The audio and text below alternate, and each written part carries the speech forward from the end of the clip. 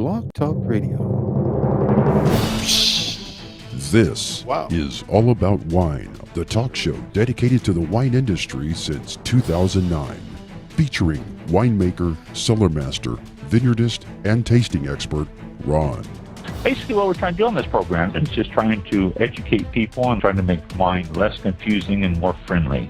From coast to coast and around the world. You know, we really have had some neat people on the program. I love that. Post your questions and comments during the live show on our Facebook page at www.facebook.com/allaboutwinebtr. Again, that's www.facebook.com/allaboutwinebtr. And now, All About Wine is on.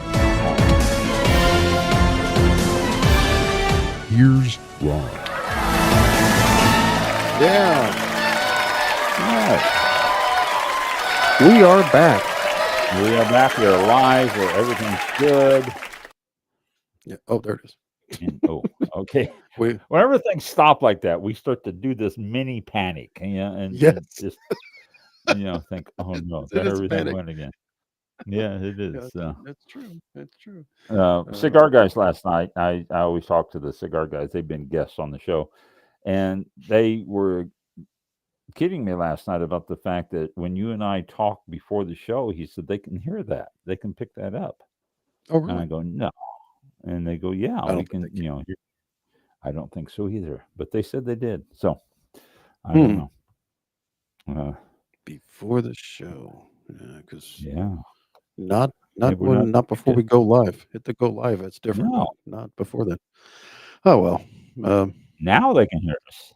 Well, sure. Yeah. Yeah, Now it's there. but not because we're on the show. But Right. yeah, so we're back. I think we got glitches all ironed out. It's either was on my end or through Restream. I'm not sure which, but either way, I did some diagnostic on the computer and got some stuff cleaned up, and it seems to be working better now. So we'll see. And we are going to start getting some guests scheduled. So stay with us, and we're going to do some guests. But this week we don't have one. We do have a few things to talk about here. The new Pope and his wine, and some stuff about cans, what canned wine is good for the summer. And, again, we'll go back to do some of our glossary. Oh, Sorry. and You, then some, you said what canned wine is good for the summer, and the first thing I thought of was like none. I don't know. yeah. I Good don't point. know. I don't know. I had barefoot. God, when was that? Like 3 years ago, and that was the last time I had the canned wine. And I thought, it's okay. It's confusing though. I either expect an energy drink, which I don't drink, a Coke or Pepsi or something, which who cares? Yeah. But you open up a can and it's like wine. Yeah. I don't know. Well, Nomad was a guest. She sent me some canned wines as samples, and I put them in my beer Gatorade cooler that I use whenever I go play golf. I'll grab my little thing, put a couple, 3 ice packs in there, and then throw a couple beers or a couple Gatorades or whatever, depending on what mood I'm in. Well, I had the canned wines cooled, so I grab a couple of those. And when you're out on the golf course and you're hot and you're playing golf and you open up a can, you expect to have beer or Right. maybe but then you take this and it's wine, and it's like, oh, this, It's confusing. should I evaluate this? Should I look at this closer? Should I do a second sip? I mean, it's confusing. You're right. So it's not something that you would do on a golf course, I don't think. Although it would be convenient for the beach or stuff like that. I mean, a lot of places don't allow glass, and Yeah. so you can take yourself canned wine to the beach and uh, you know have it so you don't have the glass around. Although I've been known in the past to take wine bottles and glasses with me on golf courses where Mark, who I used to work with uh, at the winery, he and I would always play golf and bring glasses and bottles of wine. And when we did the turn from hole number 9 to 10, we'd stop and have ourselves a glass of wine. And, it was different, but canned wine, no, it just seems odd out on the golf course. So, uh, yeah, but we'll see what they have to suggest for the wine for summer here. And so, there's a few other things that I've been unable to share with you because of the lack of doing the program. Still getting a lot of people hitting the viewing the program though. Thank you, people out there. Every day, I don't think a day goes by where I don't have I get a pop up saying you have 3 new views or you have 5 new views or something like that on All About Wine. So people are actually checking us out, but I suppose we can probably get better numbers if we had guests instead of well, no show last week. So No show. Yeah. uh, yeah, tends to bring down the numbers.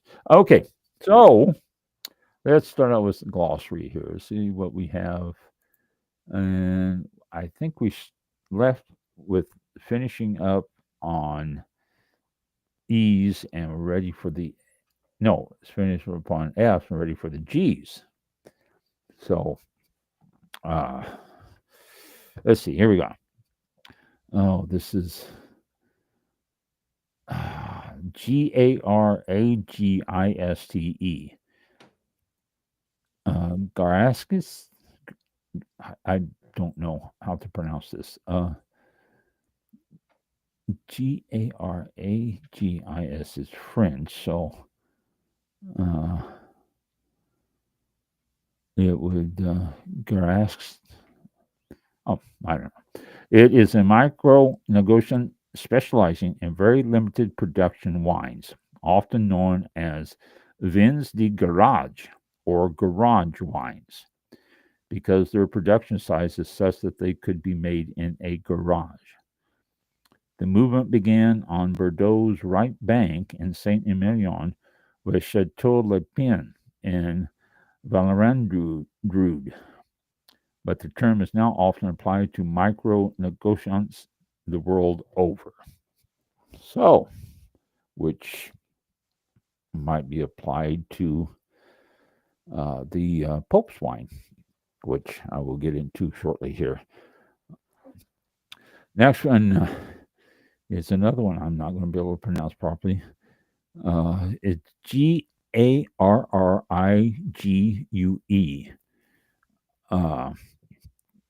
Garouge. Garouge. It's low growing shrubbery on the limestone hills of the Mediterranean coast. As a wine descriptor, Garouge refers to the aroma of the bushy, fragrant plants that grow wild in southern France, such as juniper, thyme, rosemary, and lavender. Oh, I've heard wines described as rosemary, thyme, juniper, and lavender, but never as Garouge. Garouge. All right, next one, gelatin. The same active gel found in Jello. This animal product is used in the fining process to bind with excess tannins so that they may be removed during filtration. Gelatin. And if gelatin is used It is an animal product, so people, wine isn't always vegan because of that. So, something to keep in mind. You might want to ask if their gelatin is used in the fining of their wine wherever you get wines, because then it would make it non vegan. Oh, there you go. That's interesting. Generic. I think we all know what this means. Lower quality blends with names like Mountain White that are frequently made from inexpensive varieties.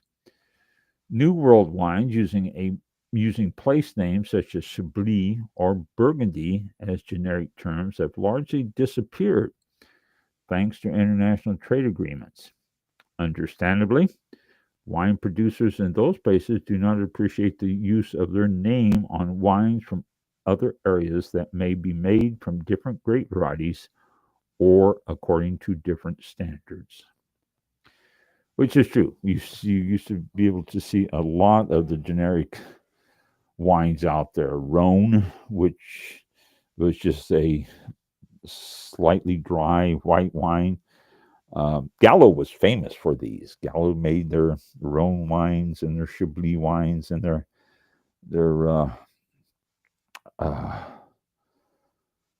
red wines. What Red Mountain Red? I got very drunk on a Red Mountain Red many years ago, which almost swore me off of wine forever, but it didn't, and I recovered. But they're just the generic terms that you don't see so much anymore. That used to be very popular out there, and they have died down. Glycerin. This is produced during fermentation. Glycerin contributes to the wine's body. Glycerin also is usually what you see clinging to the side of a glass. When you do your swirl and you look at it and you say, oh, look at the legs. That's usually the glycerin that's clinging to the glass. Okay, the next one, they gave me a pronunciation on this. Let me see what the pronunciation is. All right, there you go. This is, and let me go back to this, Gout de Terroir, Terroir, Goutdeterroir, Gout de Terroir.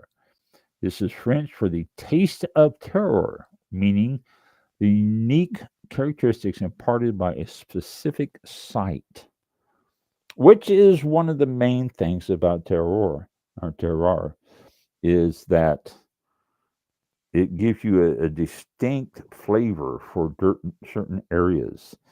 And so this is what they're really referring to on this. Goût de terroir is the taste of those areas, the taste of the area, the soil, the everything, all that. It's a distinct taste, and you can tell those tastes. You can detect those. Don't think you can't. Next one, graceful. This describes a wine that is harmonious and pleasing in a subtle way. Everybody has had a wine that they thought was graceful. They would not think to apply that particular word to it. But if you think about it, then it's probably would be a good word to describe a lot of wines. Next one, grafting. This is uniting two plants so they grow as one. Most often used to join a phylloxera-resistant rootstock with Vitis vinifera buds that will bear fruit. All right, this is very important because grafting is what saved the French wine industry. They grafted the good rootstock with the Vitis vinifera, and we have our plants all over now from the United States. The Vitis vinifera are the American native grapes actually saved the French grape industry, if you will. All sorts of stories. There's 3 or 4 different stories of how it was done. One, Texas did it. One, Missouri did it. one. It was done in France. It just there's all sorts of stories. I've heard 4 different stories about how the wine industry was saved by any particular area, and it depends on who you talk to if it's true or not. But grafting is when you graft 2 plants together, and grafting is very simple. You can graft, and I always try to explain this to people because it doesn't change the plant. It doesn't change the fruit itself. A root system is like your vascular system. You can pull my vascular system out of me intact and put it in you intact, and you will continue to be you as you are, only just with a new vascular system. It doesn't affect you one bit as far as that goes. And the same thing with grapevines, and that's how I used to describe it to people too, vascular system. Same thing with grapevines. You can graft any grape vine onto a root system, and you will have that grape. It won't change it because you had Sauvignon Blanc root system and you graft a Chardonnay on it. It's going to be Chardonnay. You can also, and taking this a step further, you can graft 2 different grapes onto one grapevine. Once they start growing, you can slice off a half of the plant and graft on another plant, and you can have 2 different ones. You can take a tree, an apple tree, and slice or graft on an orange branch and a pear branch and a cherry branch, and you will get orange, pear, cherries, and apples on that tree.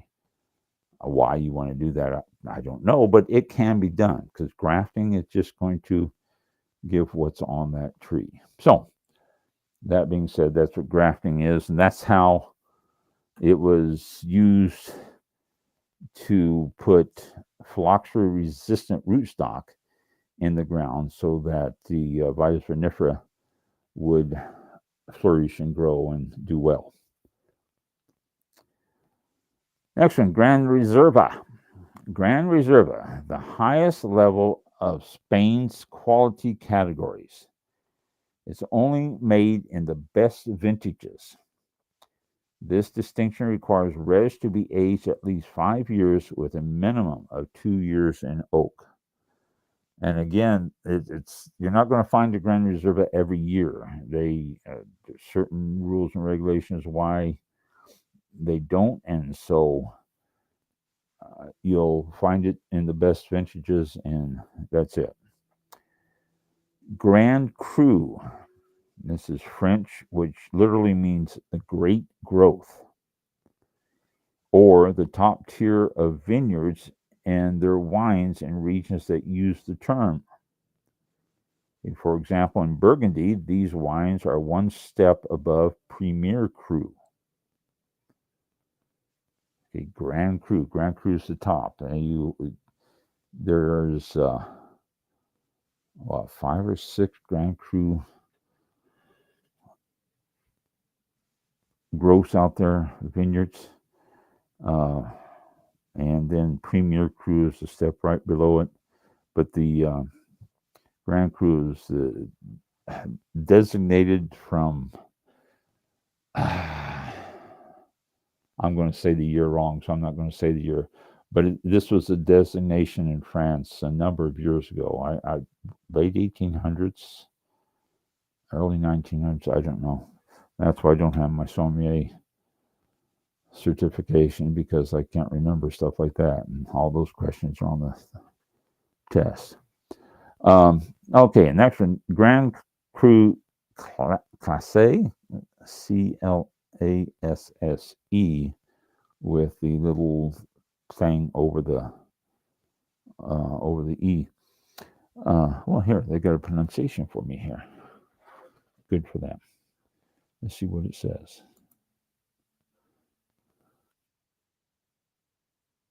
Oh, I was right. Grand Cru Classe. Okay. Grand Cru Classe is a French term used to categorize vineyards by quality. In Bordeaux's Medoc region, for example, 5 levels of Grand Cru Class A were established in 1855. Okay, so I was right. It was late 1800s. All right, no, that's the mid 1800s that they designated these. So the French have taken their grapevines and wine seriously for a long, long time. Grand Vin, the premier cuvee made by a winery. Grand Vin, or great wine, is an unregulated term frequently used in Bordeaux to indicate that a wine is the best of multiple wines made at a given winery. They make 10 wines. This one is just so good, they say, okay, this is our Grand Vin. This is our great wine out of this vintage. So that's Grand Vin. And let's see. And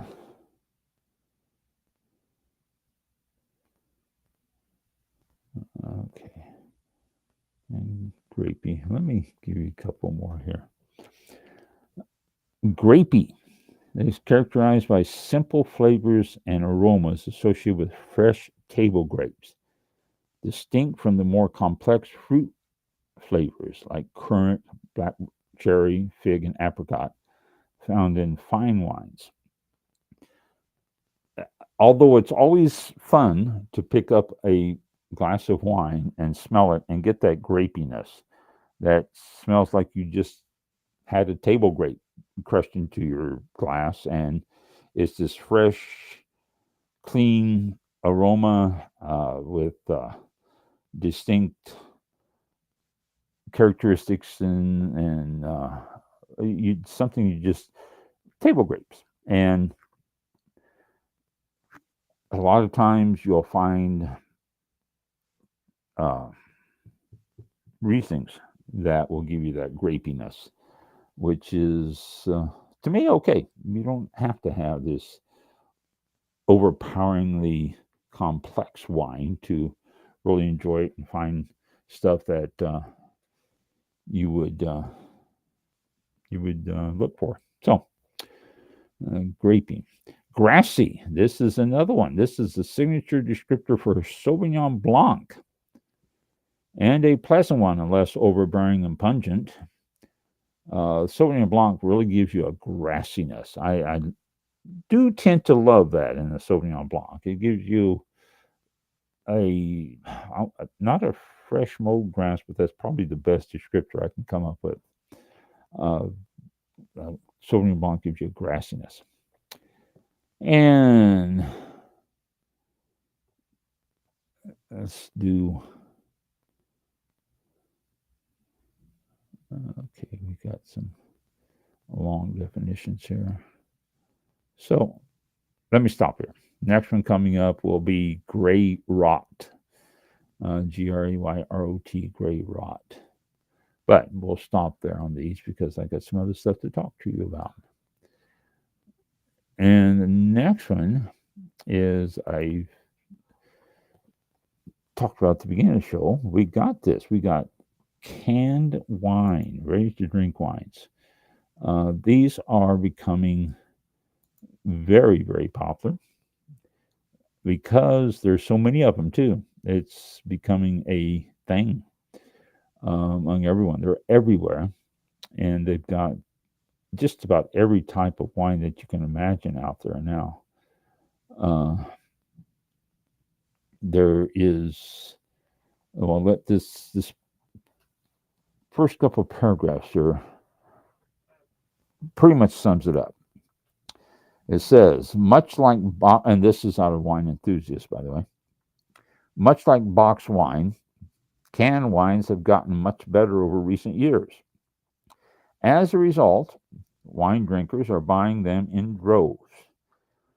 The global canned wine market is currently valued at a whopping $773.4 million, with sales expected to grow at a compound annual growth rate of 18.3% through 2030.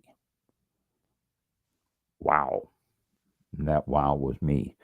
That's that's just amazing. Uh, it's just the number of canned wines out there and people buying them is just phenomenal.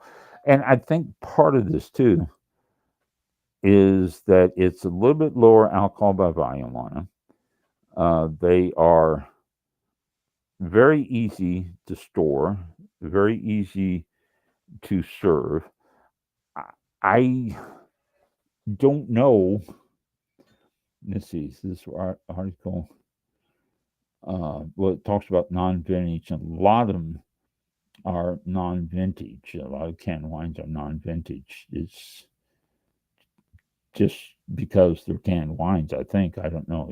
I don't really recall seeing a vintage canned wine, but uh, it's easier to store, easier to serve, and I think we might be seeing more and more of these canned wines. And the reason why it's up to this outrageous, uh, well, $773.4 million in sales is because places like restaurants and even bars will carry canned wines as their the shelf wines, as their house wines. Because why would you want to open up a bottle of wine that, especially toward the end of the evening, that you're not going to finish? Yeah, you can gas it, and but if you have canned wines, somebody orders a wine, you pop it open, pour it, there you go. You're done with it. You don't have to worry about saving the bottle, or if it's at the end of the evening, opening up a bottle just to have one serving out of it and all that. So it's casual, easy sipping, perfect for outdoors too. And I mentioned that earlier. They're just a perfect picnic wine, and places that you aren't allowed to take bottles, your canned wine works perfectly for those. So here is, according to Wine Spectator, here are some wines to have for the summer, canned wines. Uh, Bernard Griffin says Le Vin Rosé. And this is a Washington state wine. It's a rosé. It's non-vintage, like I think most of them are. This is a Sangiovese. Uh, so this is a $7 for a can. Now, most of these cans are regular 12-ounce, I want to say, or 10-ounce. I don't know. Oh, I don't know. It didn't say. Underwood. This has been around for a long time. I'm sure if you've looked at any canned wine, you've seen the Underwood label. It's on the label UND, then the next line ERW, and then the next line OOD. So it's Underwood. This is out of Oregon, and it's probably one of the better ones right now out there, one of the most popular. It's coming out in a lot of different states. It's better than many inexpensive Pinot Noirs you find in the bottles. And they're saying straightforward, medium body taste profile. So, an Oregon Underwood Pinot Noir in a can, $7. This is Plum Market. I don't know. That's for one can. I think they are 12 ounces, right? Unless otherwise stated. Next one, Sands Wine Company Rosé, SANS. They're trying to offer high quality wines where glassware might not be viable, which I've said that's a good thing about canned wines. The Sands wines have regional AVAs like Mendocino, Lake County, and Napa, and they also are organically and dry farm family owned vineyards. So they've got a lot going for them. They're out of Sausalito, California, is where they're bottled, it looks like. And they have, let's see, Sauvignon Blanc, Riesling, a sparkling rosé, and Carignan.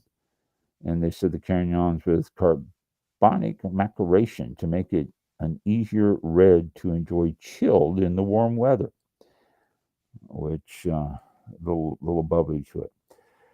A little bit more expensive, $64 for 8 cans at the Sands Wine Company, but they have a lot going for it. They're organic and dry farmed and all that other good stuff.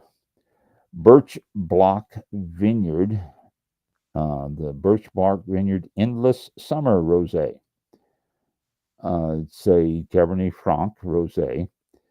It's out of British Columbia. And it smelled and tastes like rose petals, it says, lemon zest and grapefruit. So Birch Block, B-I-R-C-H, Birch Block. You can check that out. House Wine Rainbow Edition Rosé Bubbles. House wine is what's on the label with a little house on it. Non-vintage. They say that they love the fact that you can buy them at the stadium of the local semi-pro baseball team. The $5 for a can of that.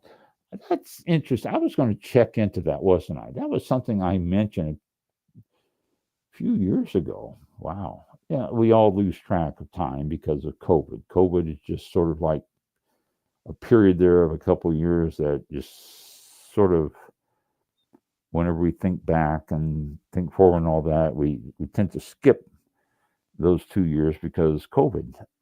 But I mentioned something a few years back that I was going to check and see if I can't find out if stadiums and ballparks and all that serve wine and what they serve if they do. And I sent some emails out to different things. I never heard from anyone. And I just sort of forgot about it because I never heard from anyone.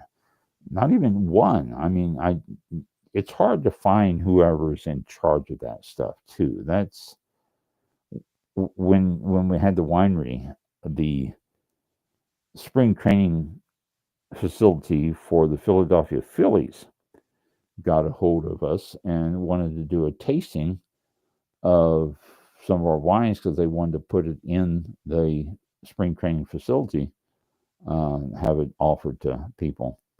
So I went down and did a tasting among the executives there. And they were looking for small bottles, not even the 175. They were looking for even smaller ones. And we did not bottle in anything smaller than the 750. It would just cost prohibitive for us. The time we bought the bottles and bottled them and corked them and put small labels on there and all that stuff, we couldn't sell it for the price that they wanted to buy it. So it was a fun trip down there, and they took me on a visitation, dug out and around the facilities and all that stuff. And I did a wine tasting for some executives, I don't know, 14, 15 of them. But it was fun. But they said, well, can you get these no, I can't get them in small bottles. And I knew that was going to be an end of it right there. But they were looking at getting wine into the spring training facilities for the Philadelphia Phillies. And I never followed up on checking on any of these others.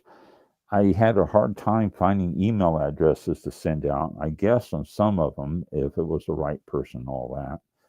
I will try that again. That's going to be a project, I think. It's going to be a project that might take me more time sitting in front of the computer than I want to dedicate to, but I will see what I can do. Find out. Baseball and come other sports seasons, if everyone else offers wine. In fact, I looked on a website. I looked up. Okay, I'll do that. I'll leave myself a note, and I will do that. Give me a moment of silence here while I write myself a note, because if I wait until after the show, it will be too late, and I will have forgotten. So let me write. Check on wine served at Major League Baseball ball stadiums. Okay. I got myself a note now. Now I can pursue that. Okay, so House Wine Rainbow Edition Rosé Bubbles. Another canned wine, rosé, and non-vintage. He says likes the fact that you can buy it and have it at stadiums. So that's what got me started on that. $5 total. Archer Roos Bubbly. Archer Roos has been a serious success story in the canned wine space, offering accessibly priced cans of low intervention wines at retailers like Target. Alina Horvath, wine director at Ashshore Resorts and Clubs in Ocean City, Maryland, and other places. The women-founded company is big on label transparency and committed to sustainably sourced grapes. $64 for 8 of the Arthur Roos. And it's got a moose on the front of it, with the lady riding on the back of the moose, as a matter of fact. And our friend Nomatica Red Blend, founded by sommelier Christine Olszewski, also Olszewski. Nomatica has reds, whites. She's been on the show. She talked to us. You can check out a past episode on it. And it's only $18.99 for 4. And you can get those at Total Wine. You don't have to go through anything. They're everywhere, though. She has gotten the market flooded with her Nomatica wines, and she's done a great job of getting them out there. She promotes them herself, and they're eco-friendly packaging. She does a great job. She really does, and she's just really a fun person too. So if you're looking for it, I recommend those. Those are the ones I had on the golf course, and not that they were bad.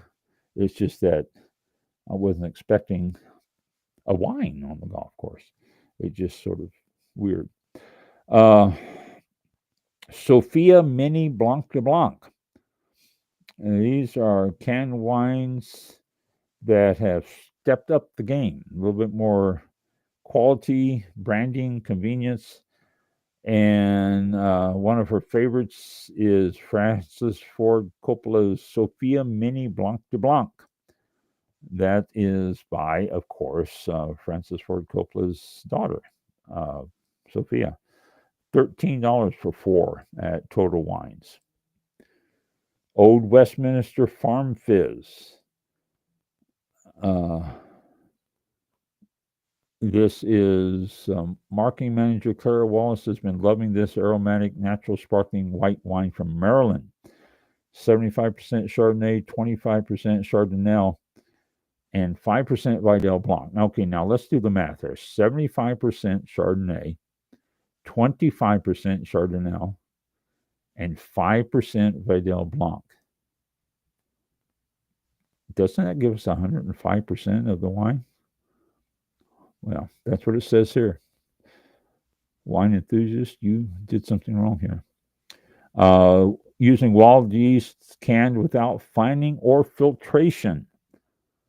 So $10 at Old Westminster. I don't know what that $10, I guess, is for the extra large can to hold that extra 5% of the wine that they're putting in there. Next one, Jean-Pierre Robinet Chenin Dry White Wine. 100% Chenin Blanc. This is from the Lower Valley, uh, and is this it says here the wine enthusiast director of digital product Jessica Frederick is enjoying very much right now this wine, preferably on a hot summer day on the golf course. Whoa! So, a dry white wine on the golf course. Huh. Okay, $128 for 16 at the Fermier Divine website, I guess it is. And the last one is the Dejuice Chilled Red, spelled DJUCE. Dejuice canned wines boost a minimal carbon footprint, which is why many top eco-friendly producers all around Europe are into them. Cans themselves has an interior lining that prevents the wine from coming in contact with aluminum, as I think most all of them do. I don't think anyone wants their wines come in contact with aluminum. So the taste isn't compromised. The juice is currently the go-to canned wine for wine enthusiast writer at large Alex Zivic. The brand's bestsellers are Chilled Red, Crispy White, and Fizzy White. Crispy White, this is a light-bodied Trebbiano that's fruity and fresh, while the Chilled Red is a light, juicy Montepulciano that drinks almost like a rosé. And it's $138 for 24 cans. I guess that's the only way you can get it. Most of them tell you if it's not. Let me click on this and see what it says here. Are you old enough? No, I'm not. I'm sorry. Yeah, that's all it offers is 24 cans. So, yeah, I think these prices I'll take you to the websites. Oh, interesting. A little thing there on it. Okay, so those are wine enthusiast recommendations for canned wines for summer drinking. Oh, and I suppose you can drink canned wines in the winter also. Why would there be any difference? So, okay. And the next thing I want to talk about tonight is the Pope. Well, actually, not the Pope. Well, yeah, maybe. The Pope. I saw this article and it caught my eye. It says, what does the Pope drink? Inside the Vatican's quietly influential wine scene. The Vatican has a wine scene? Hang on, let me get a sip here.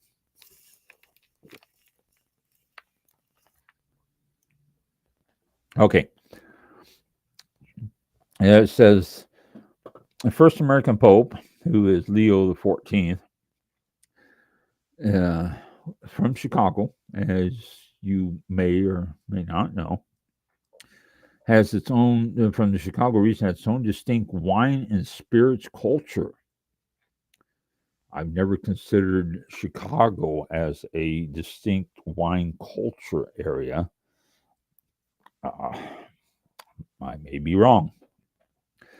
They are saying that the Malort, M-A-L-O with the two little dots, a little umlaut over the top of the O-R-T, M-A-L-O-R-T, Malort, I don't know, is the center of the biggest wine scene no one has ever heard of.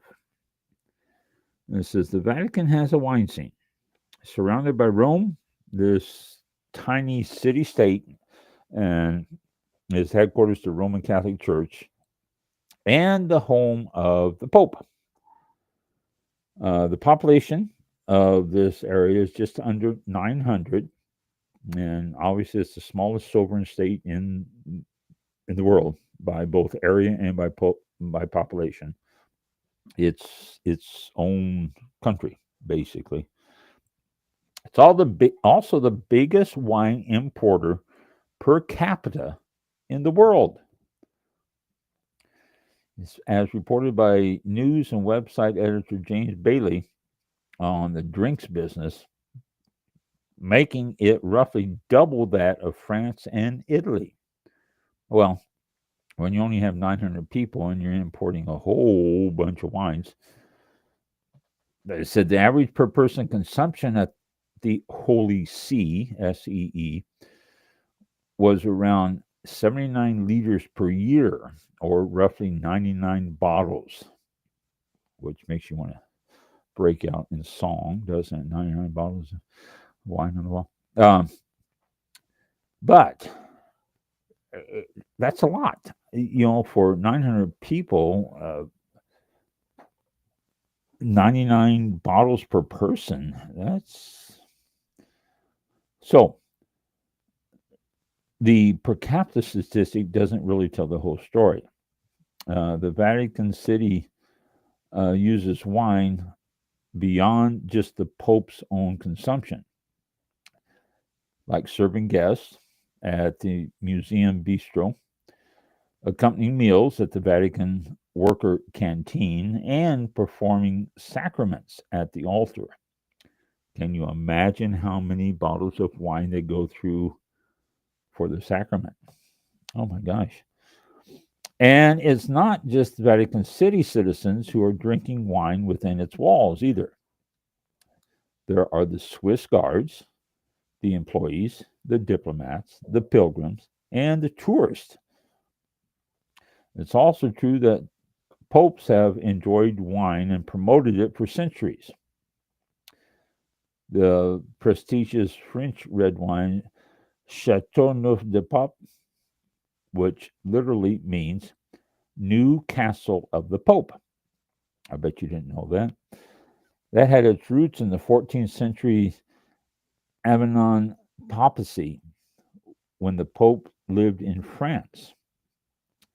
Pope John the 22nd encouraged wine drinking in the Rhone Valley and served the coveted vin du Pape to foreign ambassadors and courts around, spreading it around the world. Vin du Pape means wine of the Pope. Simple as that. The late Pope Francis was vocal about drinking wine in moderation. He referred to it as a gift from God. So, sorry. He referred to it as a gift from God. Also stating, and I quote, this is from Pope Francis: wine, land, agricultural skills, and entrepreneurialism are gifts from God. The Creator has trusted them to us because, with our sensitivity and honesty, we make them a true source of joy. More bluntly, the late Pope declared in 2016, a wedding party where no wine makes the newlyweds ashamed. Imagine you finish the wedding party drinking tea. All right, Pope. Was it Pope Francis? There you go. So, it is something the popes have all been quite forward about the wine. Most of the wine consumed at the Vatican is Italian wine. They say it's over 96% of it. And it is city, state, duty-free status. This was all from a 1929 treaty between Italy and the Vatican. So everything in there is duty-free. So it's just a matter of coming in. They shows that 67% of Vatican wine imports consists of still bottled wines, while the rest is sparkling wine. Prosecco, more than anything else, and Asti Spumante. The Asti Spumante is usually served at diplomatic events and receptions and clergy dinners.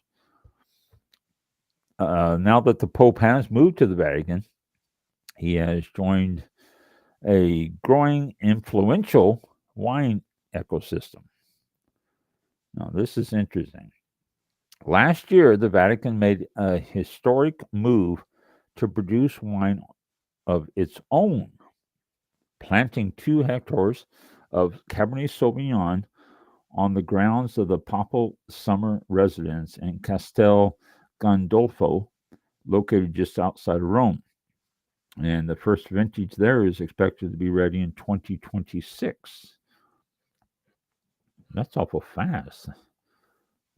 He just was elected Pope this year. So that is the Pope's legacy. He is going to have his own vineyard, own vintage. I don't know what they're going to call it. Chateau Pouf is already taken, and so what they're going to call I don't know. But can you imagine? And I don't know who's going to make it. They didn't name a winemaker. That would be quite prestigious, I think, to have the position of winemaker for the Pope's wine. And all sorts of questions come to mind. I'll have to see if I can't find anything else. This was a podcast that continued on this article. I was just reading you here. I'm not going to go through the podcast. It's the episode transcript. But Maria Yagata is the one doing the interviewing. She's a senior drinks editor at the Wine Enthusiast. And James Bailey is the one answering her questions and all that. So, if you're interested,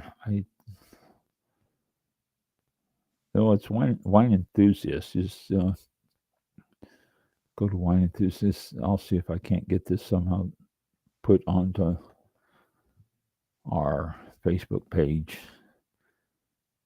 I don't know if you'll be able to sign into it or not, though, because you have to subscribe to Wine Enthusiast. And I do, so therefore.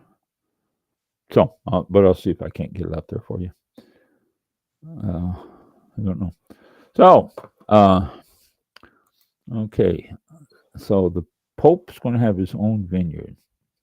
And let's see. What time? Oh, yeah, 6 minutes. Let me just give a couple more news things here. Temecula Valley tourism soars to a record-breaking 3.4 million visitors, injecting $1.1 billion into the local economy. Temecula, if you remember, was the winery that was the valley that was featured in Bottle Shock. Was it Bottle Shock? I think so. Yeah. Was it? Oh, Mike, I have a problem here now. I can't remember if it was Bottle Shock or what was the name of the movie. I remember seeing. I think that sounds like it sounds familiar. I think it was Bottle Yeah. Shock. Yeah. Doing a quick thing here. American comedy drama film based in The Judgment of Paris. No, that's Bottle Shock. Was that Bottle Shock? Okay, then that's not. What am I thinking of? Temecula. Yeah, it was filmed in Temecula, and geez. Let me see if I can. Twisted Vines. I can't. Oh, that's something else. Well, it says now it's saying film. No, it was. Geez, about the. Oh, I had a poster hanging up at the winery for a long time too, until it finally got destroyed. Oh, I can't think of it right now. Drive me nuts. But Temecula, I can see why they're getting so many tourists. They are almost, well, they're reasonably close to Los Angeles, and uh, Hmm. so that's. But boy, I wish I could think Sideways? of it. I Ah, sideways. There you go. ding, ding, ding, Thank you. ding. Yeah. I just pulled that out of my memory. Yes, I know. I knew you would eventually. I knew once you get it Yeah, activated there, something like that. you were you were lulled to a sense Oh, just of, there. because I wasn't talking to you, and then I just shocked That's you right. into it. So yeah. Okay. So, but yeah, sideways. That's where it took place in Temecula Valley. That's and tourism's finally starting to jump up there after all these years. Uh, and let's see, Gen Z, the generation of moderation, they're calling it. The latest findings show the assumption that Gen Z is drinking less than previous generations. Might not be the case, but all records indicate that maybe it is the case. And let's see what else. Uh, Wicked Wine Run set for November 8th at Booker Vineyard. Silver Oaks Wine Walk. Grape harvest among Texas Gulf Coast vineyards approaching in July. Uh, there's all sorts of. We're summer. We're in the dead of summer. If you go to wineries now, a lot of them will not ship to you until it cools down. So don't plan on having wine shipped to you until September. Depends on where you are visiting those wineries, because it's too hot.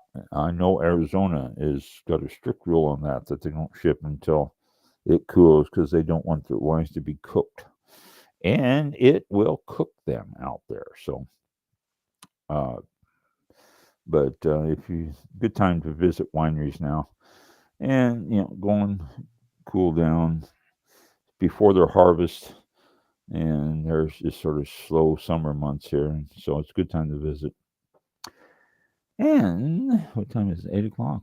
Yeah, almost a couple minutes till. So we are done, and we had no glitches and no problems, and it worked all the way through. Guest. So that could that could do something. You add one more Yeah, person. Oh, there goes everything. there you go. There it goes. I know that's always the fear. Oh well, Um, it's but that's what makes it live. Um, that's right. Yeah, we next Thursday is July the 3rd, the day before Independence Day. day before. So Yeah, keep that in mind. Fourth Yep, of July Friday. is on a Friday. Friday. Yeah, Oh, good a day to lot of do it. people are Yeah. going to take a 4-day week, a weekend. I know a couple that Yeah. are going to have Thursday off, and I was like, I don't think I can go to that. I can go to that. But Yeah, and it's a crazy it time to be is. out there Yeah, traveling or doing anything. I mean, absolutely crazy, yeah. because it's the middle of the summer Hmm. holiday, and oh my gosh, That's the day. yeah. I don't know. Really don't want to travel or do anything on that day. So Me it's neither. Me ridiculous. neither. If y'all decide to Hmm. go anywhere, all you listeners, go to local Hmm. wineries. That's That's the place to be. that'd be easy. That's Yep. the place to be, and you're not traveling a long ways or Hmm. something. Unless you really want to go visit family, and why would you want to do that instead of go Hmm. to a winery? So, Yep. Exactly. go go visit Yep. local wineries. So, next Thursday, July the 3rd, will be the next show. And you can join us live at 7 p.m. Eastern Time or somewhere in the archives on social media, either YouTube or our Facebook page does have them. I thought I read something where Facebook is going to either not allow videos um, archived. I gotta go back to it. Yeah, yeah, Wow, they're cutting really? back on stuff. I don't know if it was, a certain length of time before they start deleting them or if they're just like, "Yeah, we're getting rid of everything." So, who knows? Whoa! Uh, I read that, actually, it was a couple of weeks, but, I didn't remember when it went into effect, so I need to go check that out. The times they They are are, changing. yeah, they're, uh making it difficult for people to get stuff out there. I guess it's going to be, they want to move you to a paid service or something. I don't know. It's Yeah. going to be off. No, that's a lot of them are doing that. They're Um, yeah, so with that, that's yeah, too bad. it's up there. That's Yeah, too bad. it is. Yeah. But catch us like this one will be on our RSS.com channel, and that will be distributed to places unknown at this point because I really don't know where it's going. So sorry, can't be. Cigar Mike asked about that. He was asking about where you send in your RSS Yes. feed. And I said, I don't know. And he goes, oh, he says, well, I want to know so I can tune into the show. And so I'll have to tell him again. We don't know. It just goes out. Well, it'd be good to, find that out myself and yeah. post that somewhere. So anybody interested? Yeah. Okay. Anybody out there picking us up on something other than what we just That's mentioned, true. then let Yes, us know. that would be great. New episodes That would because be. I know they're out there now. But Spotify is another one. Yeah. Spotify is a good one. I know they're getting to Spotify. Oh. So check All that right. out. Anyway, have a great week ahead. Be safe, and we'll talk to you all next Thursday at 7 p.m. Eastern Time. And if you play with firecrackers or fireworks before the 4th, don't blow off your fingers. Yeah, very important. Yeah, safety. Think Be about safe. safety, not the Yes. emergency room. Think about safety. Would you? And Exactly. would you rather spend it at home or in a park someplace and having a good time, or would you rather spend it Having in the a can- ICU or Okay. getting your arm bandaged? Exactly. Think about it. Come on, use your brain. Yeah, That's what you got. In a park, you can have a can of can have a can. wine. In an emergency room, can. they won't let you have a can. Yeah, that's Yeah. all right. Have a All good one. right. See you next time. Have a good week, people. This concludes tonight's broadcast of All About Wine with your host, Ron. For show information, links to All About Wine on Twitter and Facebook, or to be a guest on this show, visit the show website at www.allaboutwinebtr.com. Archived shows are available for download on iTunes or on our show page at blogtalkradio.com/allaboutwine. Thank you for listening. Drink responsibly, and we'll see you next time on